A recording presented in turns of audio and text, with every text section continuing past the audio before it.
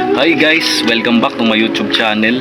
At ito naman yung gray naman na giant rabbit. And may anak siyang anim. At marami ring tanim na binhin ng puno ng prutas dito sa harapan. At syempre andito rin si parang Emo magmamaneho ng sasakyan.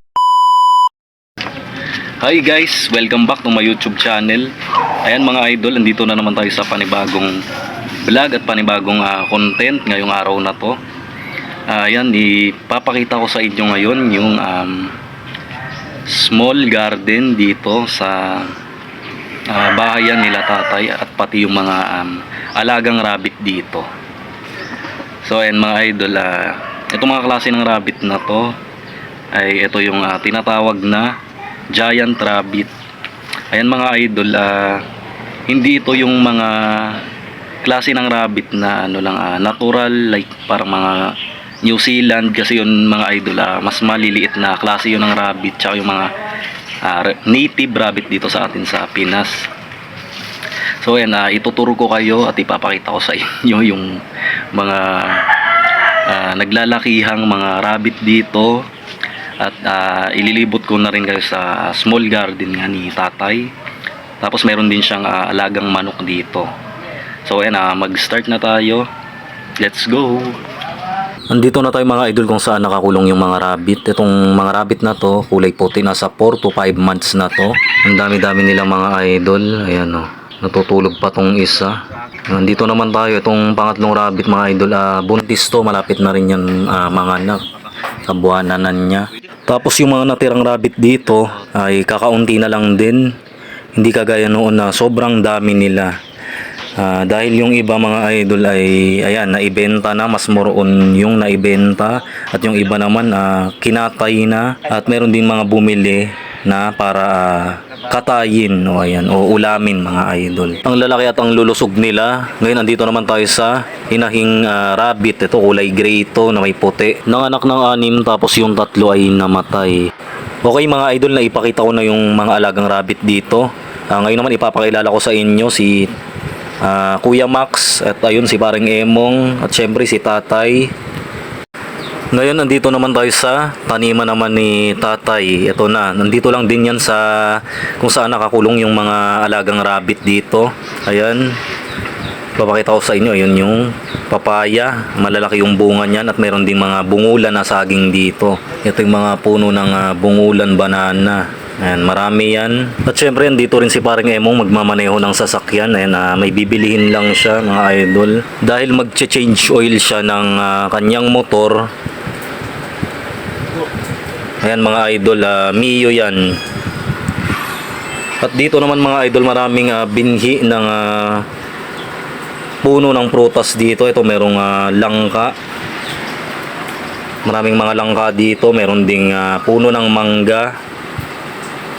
Ito yung mga makikita natin sa mga tanim ni tatay. Ayan, maraming mangga rin yan. Meron ding avocado. At pagkatapos syempre meron ding puno ng guyabano. Ayan mga idol, ang ganda ng ano niya, dahon niya, malago na. Meron ding tanim na upo dito. Ayan, nakagapang yan sa malaking balag. Kasama niyan yung patola at saka ampalaya. At hindi rin mawawala itong spinach. Ayan mga idol, ang lalaki ng dahon, napakasarap nitong spinach. Ayan, may bulaklak na rin siya. Ang dami-dami. Yan yung ibibinhi at ipang tatanim natin mga idol. Ayan, may ampalaya, may puno pa doon ng saging. At ito yung paligid sa harapan ng bahay. Ayan yung pinakabahay nila. Ayan, makita nyo naman mga idol, ang laki-laki. So ayan mga idol, na itur ko na kayo dito sa munting hardin at sa maliit na farm, ayan, ng mga rabbit. Balik tayo dito. Ito si tatay at si Kuya Max. Nagpunta naman tayo dito ngayon sa puno ng katuray. Ayan, may tanim din na katuray dito, kaso yung pinakapuno niya ay maliit pa, pero makita nyo naman mga idol, ayan, nag-start na rin siyang mamulaklak. Wow, ang gaganda ng bulaklak niyan. Sarap pitasin at harbisin. Masarap sa munggo yan mga idol. Meron ding mga tanim na mangga doon sa dulot, mga saging. Meron ding saging na saba. Dito naman marami pa rin puno ng papaya.